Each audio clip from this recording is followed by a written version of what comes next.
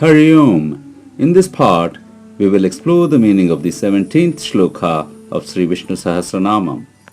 Upendro Vamanaha Pramshuhu Amogha Shuchirurjitaha Atindraha Sangraha Sargo Dhritatma Niyamo Yamaha. Now, let's examine the meaning of this shloka. Upendraha means one who helped Indra. This name can be interpreted in two ways.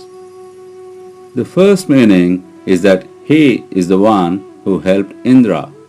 Indram upagataha anujatvena iti upendraha. He assisted Indra to defeat the asura Vritra, and hence he is Upendra. Sri Radhakrishna Shastri gives the following meaning in this context. The asura Mahabali performed penances in accordance with sage Shukracharya's advice and obtained divine powers. He then defeated Indra and unseated him. Indra's mother Aditi prayed to Lord Vishnu to get Indra's position back. Since Mahabali had attained Indra's position through penance, there was no way of getting back the position easily. So Bhagavan, by being born as the son of Aditi and the younger brother of Indra as Vamana, restored the position of Indra by asking for 3 feet of land from Mahabali in his Yagashala. Since Bhagavan was born as the younger brother of Indra and helped him regain the kingdom, he is Upendra. The second meaning is that he is superior to Indra. Indrasya upari Indraha. Sri Radha Krishna Shastri gives the example of Bhagavan proving superior to Indra. When Indra was trying to drown the Ayar party with continuous heavy rains for not offering prayers to him, Krishna used the Govardhana hill as a protective umbrella and defeated Indra's aggression, thus proving himself to be stronger than Indra himself. Vamanaha means one with the dwarf form. As Sri Adi Shankara puts it, Balim Vamana Rupena Yachitavan iti Vamanaha. He is called Vamanaha because he approached the king Mahabali in the form of a dwarf and asked for 3 feet of land as bhiksha. The word Vamanaha can be analyzed in a number of ways. Vamayati Tyajayati Madam Balim, meaning one who expelled the pride out of Mahabali. Vam literally means to emit, eject or expel, and in this context it could mean he expelled the pride out of Mahabali. Vamo valgutvam asya asti iti vamanaha, meaning one who has a very charming short form. Another interpretation of this is Vamo vatutvam asya asti iti vamanaha, meaning one who has a short form of a Gurukula student, which is how Mahavishnu appeared in front of Mahabali to ask for the 3 feet of earth from him. The beautiful form of Vamana avatar is described in Srimad Bhagavatam as follows. Yajamanaha pramudito darshaniyam manoramam Rupanu rupa vayavam rasma asanam aharat. Mahabali, the Yajamana of the Yagashala, saw the beautiful appearance of the Brahmachari in the dwarf form and offered the seat to him with a completely captivated heart. Yet another interpretation of Vamanaha is based on the Chandogya Upanishad, which says, Ishayu eva vamanihi ishahi sarvani vamani nayati, meaning one who bestows all the desires of the devotees, or one who produces joy in those who see him by his effulgence. Pramshuhu means one who is tall. In the Vamana avatar, Bhagavan very quickly transformed from a dwarf into a giant form which covered the 3 worlds under his 2 feet. As soon as Mahabali poured the water to accompany his gift of 3 feet of land into Vamana's hands, he transformed as the giant Trivikrama, and the Lord manifested his universal form.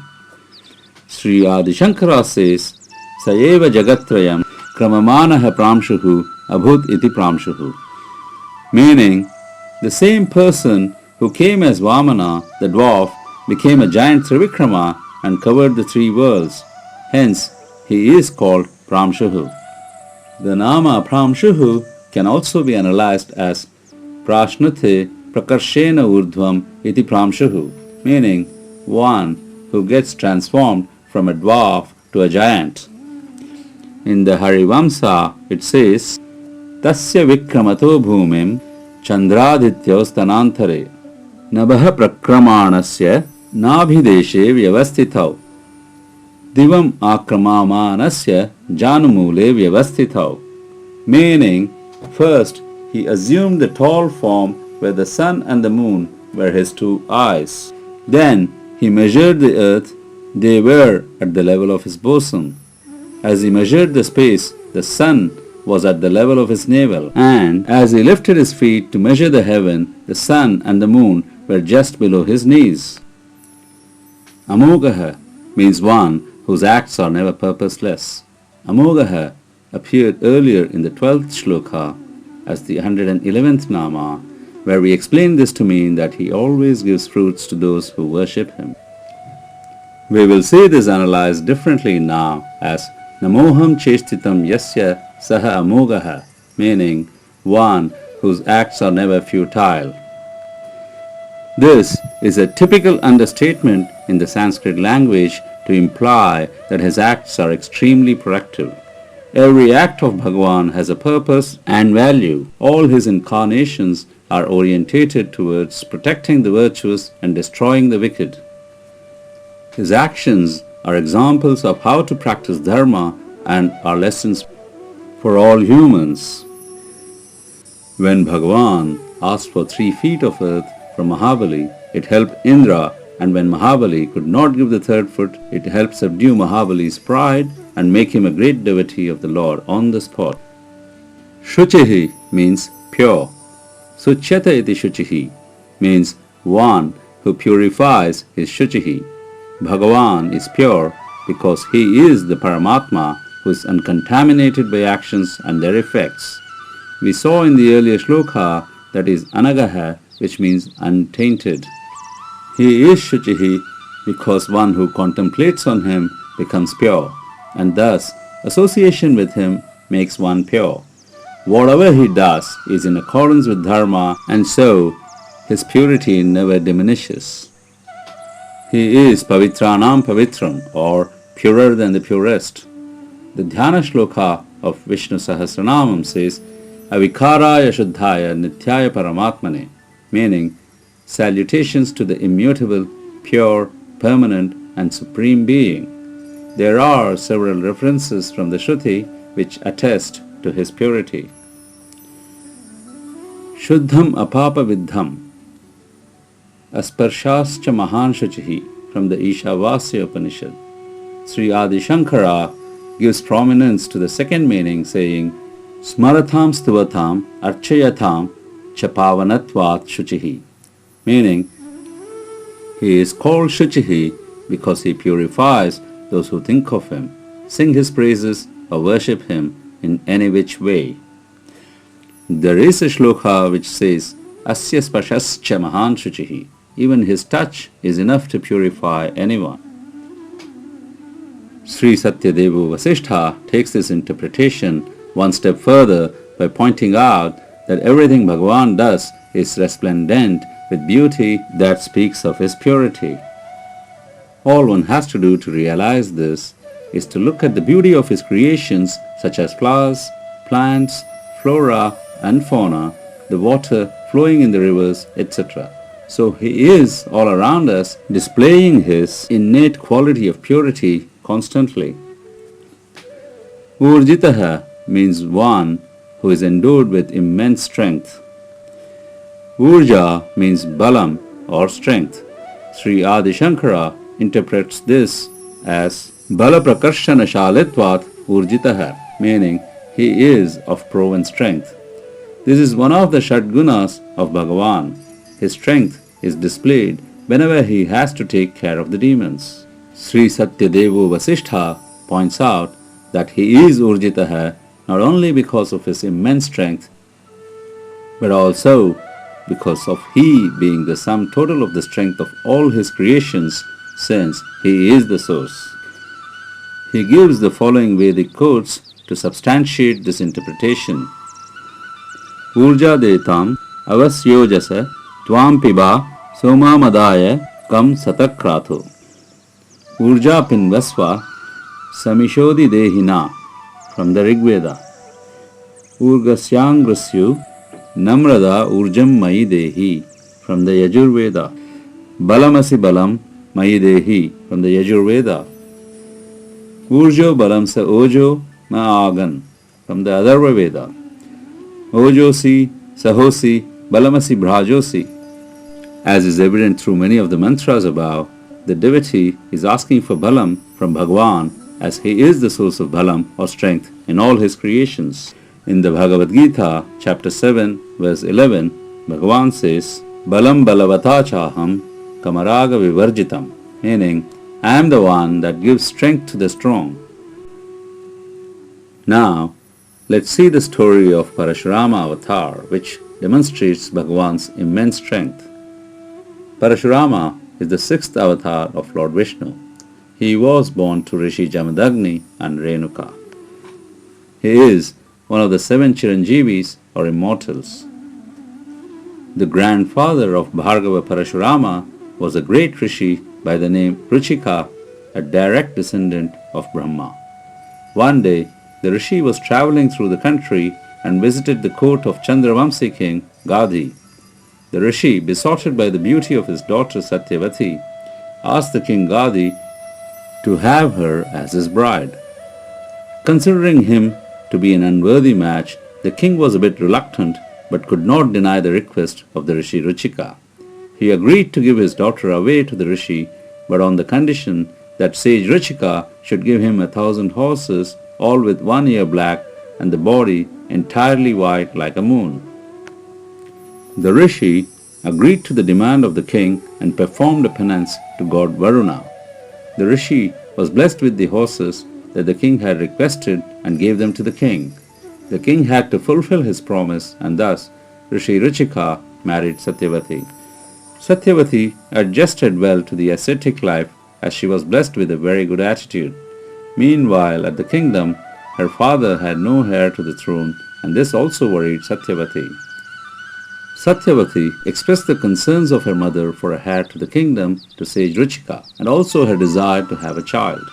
The rishi prepared 2 potions and uttered 2 kinds of mantras, invoking a Brahmana for Satyavati and a Kshatriya for her mother.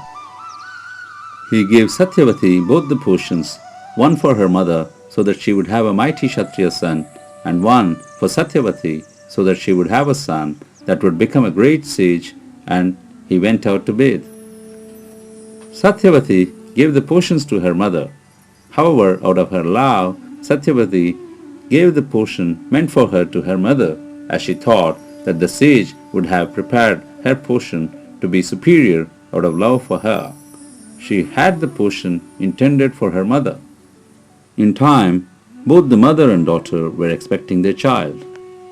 When the sage looked at Satyavati, he saw a Kshatriya aura and understood what had happened. Ruchika said to Satyavati, "You have committed a great blunder. Now our son will be a great warrior and a chastiser of foes, while your brother will be one of the foremost among the knowers of Brahman." Satyavati pleaded with the rishi to reverse this. The sage said, "It can only be postponed and cannot be reversed," and said, "Let that be our grandson who will become the great warrior, and our son will be a rishi." Satyavati soon gave birth to a son, Jamadagni, who became a great Saptarishi, while her grandson, Bhargava Parashurama, was the 6th incarnation of Vishnu and the greatest warrior of his age. Before the birth of their 5th son, Jamadagni meditated with his wife Renuka for divine providence. Renuka was known for her chastity and devotion to her husband. One day, while at the river, a group of Gandharvas in a chariot passed by in the sky above. Filled with desire only for a moment, she hesitantly stood there. Perceiving the delay thus caused for Yajna, and terribly afraid of Sage's wrath, She returned with the pitcher and placed it before him and stood with joined palms. The sage, through his yogic powers, divined all that had taken place and was enraged. He called his eldest son and handed him an axe and asked the boy to kill his mother. Horrified, the boy refused, and so Jamadagni turned him to stone. He asked each of his sons, and they refused one by one. Finally, he urged his youngest son, Parashurama, to slay his mother. Parashurama, confident of the yogic powers and austerities of his father, beheaded his mother. The gratified Jamadagni asked Parashurama to seek a boon. Parashurama asked that his mother and brothers be brought back to life. Impressed by the affection and devotion of his son, Jamadagni granted his request. They instantly rose whole again as if after sleep. Parashurama put his dear ones to death only because he knew the power of his father's penance. Parashurama lived within the Haihaya kingdom, located in modern-day Maheshwar on the banks of the Narmada river. The Haihaya were ruled by a powerful and a cruel king named Kartaviryarjuna. Kartavirya worshipped a divine being known as Dattatreya, who was an embodiment of the Trimurti and a descendant of the Saptarishi Atri. For his obeisance, Dattatreya had granted the king Kartavirya a flying golden chariot that would take him wherever he wished and 1,000 arms. With these boons, Kartavirya became immeasurably powerful, conducting many military conquests, after which he made Mahishmati in present-day Maheshwar the capital of his kingdom. Kartavirya became so powerful that he was even able to defeat and imprison the demon king Ravana at the river Godavari. Ravana in turn would later be the nemesis of the Ramayana. One day, King Kartaviryarjuna came upon the hermitage of Jamadagni. Parashurama was away in the forest gathering materials for yajna, and although the king had a massive entourage, the Saptarishi was able to serve the king a grand feast. When Kartavirya asked how he was able to do so, Jamadagni showed him the blessed wish-fulfilling cow, Kamadhenu, given to him by Indra, which was able to grant wishes. In his arrogance, King Kartaviryarjuna did not think it necessary to seek the permission of the sage and commanded his men to take the wish-fulfilling cow, Kamadhenu, and its calf. Returning home, Parashurama was infuriated upon learning what had happened. He chased the king and his men, brandishing his axe, decimated all the gods, and killed the mighty king Kartavirya, retrieving the cow and the calf. When he returned home, his father was pleased, but seeing the blood-stained axe of Parashurama, he was concerned. He advised Parashurama to perform penance and seek Lord Vishnu's blessings. Parashurama accepted the reprimand of his father and went into penance, visiting many holy places for purification, and returned after a year. Meanwhile, the sons of Kartavirya wanted to seek revenge, and they killed Jamadagni and all those surrounding the rishi, shooting them to death with arrows. Afterwards, they decapitated the body of sage Jamadagni and took his head with them. When Parashurama returned home, he found his mother next to the body of his father, crying hysterically as she beat her chest 21 times in a row. Furious, he hunted down the sons of Kartavirya at the palace. He killed them all and returned with the head of his father to conduct the last rites. Parashurama then vowed to kill all warmongering Kshatriyas 21 times over, one for each time the hands of his mother hit her chest. Parashurama then travelled, killing all Kshatriya caste 21 times, and created a tank in Kurukshetra filled with blood instead of water. He single-handedly, with his axe and bow, annihilated Kshatriyas and their army 21 times over, thus showing his immense strength. One legend describes Parashurama returning to a village after battle in what is now the Badami Taluka, Bagalkot district of Karnataka. While the warrior's stage washed his axe beyond a sharp turn in the river Malaprabha, unknown to him, village women were cleansing their clothes downstream. His mighty axe stained the entire river red, and the women exclaimed, "Aihor," translating to "Oh, what a river." That is said to be the etymology of the present-day village Aihor. Parashurama finally went on to perform a yajna to cleanse his sins.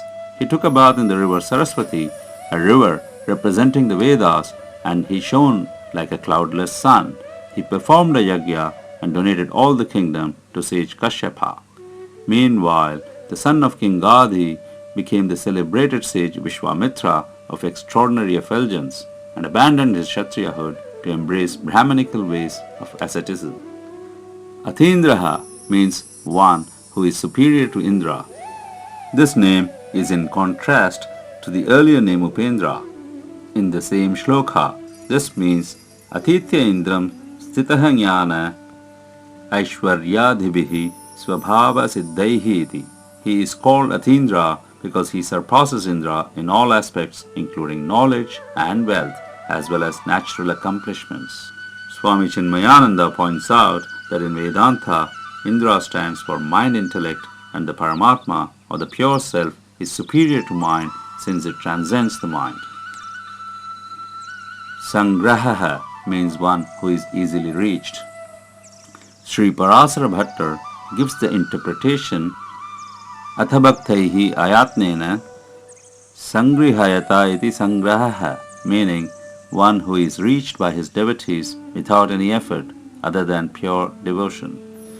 Sri Adi Shankara gives the interpretation Sarvesham Samritav Pratisamharat Sangraha, meaning one who withdraws everything into him during pralaya or deluge.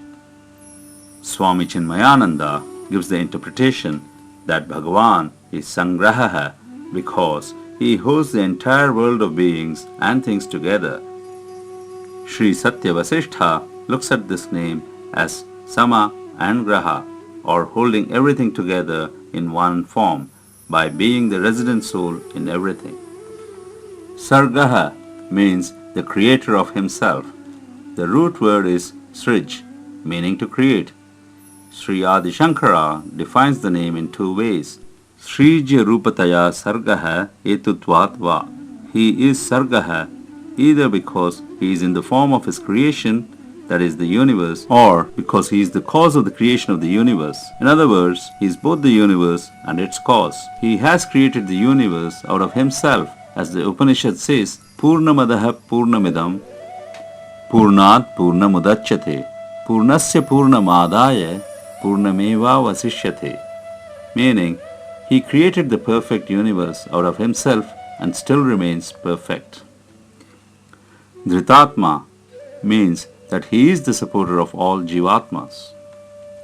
Sri Parasara Bhattar interprets this to mean Dhritaha Atma Yena Saha Dhritatma, meaning one who supports all the Jivatmas or one who supports or conducts himself uninfluenced by any change such as birth, death, likes, dislikes, etc. Sri Adi Shankara's interpretation is Eka Rupena Janmadirahitataya Dhrita Atma Yena Saha Dhritatma, meaning he consistently bears the same form and the same nature right through his manifestation because he has no beginning or no end. He has no changes like birth, death, likes, dislikes, etc. So he is always the same. Niyamaha means the controller. Sri Adi Shankara gives the description of Niyamaha as Sveshu Sveshu Adhikareshu Praja Niyamati Iti Niyamaha, meaning he allocates the respective duties and powers to the different beings. The root word Yam has two meanings. Yam Uparame means to check and Yam Pariveshane means to surround. One who is the creator of all beings is also naturally the controller of all those beings. It is he who orders all the mighty forces of nature and prescribes for each the laws of their conduct, the ways of their behavior, and the methods of their functions. The sun, the moon, air, water, death, etc. are all appointed and controlled by the Lord. In other words, he is the controller of the universe. Yamaha means the ruler. If Niyamaha is the controller from outside, Yamaha is the controller from inside. As Adi Shankara puts it, Antar Yachati iti Yamaha, he is called Yamaha because he controls us from within. Brihadaranyaka Upanishad says, Yaha Sarvani Bhutani Antaro Yamayati. He controls all beings from inside them. Similar passages from Brihadaranyaka Upanishad are Yaha Prithivim Antaro Yamayati, meaning he who rules the earth from within, and Yaha Atmanam Antaro Yamayati, meaning he who rules the self from within. Hence, Bhagavan controls and rules the world and the Jivatmas from outside as well as from within. Hari Om Tat Sat.